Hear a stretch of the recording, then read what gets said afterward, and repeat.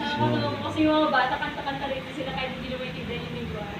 Pero I praise God dahil nga sa God ng blessing and also sa pagbibigay sa akin ng knowledge ng Panginoon sa day school sa mga bata, yung patience na ibigay sa akin. And also, salamat dito sa Panginoon sa school ko po, okay naman po yung mga subjects, pero yung sa isang subject nga lang po. Buti na lang po itong Sunday, nag-online class po kami, at kapag hindi pa daw po ako pumasok ng Sunday, idadrop na po nila ako sa subject nila. Sabi ko, kaya nung kinausap ko po yung NSTP management, wala na po talaga akong choice, hindi na po talaga mababago yung schedule. Binigay pong favor sa akin, pumili po ako ng time to morning or afternoon ng NSTP. Sabi ko, Lord, hindi ko alam kung paano mag-decide sa ganitong sitwasyon. Kaya after ko po noon, pag-uwi ko sa bahay, umiyak na po ako, nag-pray na po ako.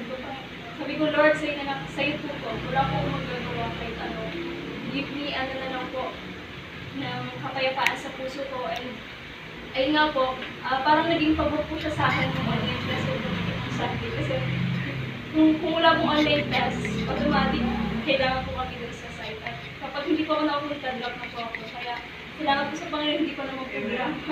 Kaya lahat po ng pupuri po sa salamat na idadal po sa Panginoon.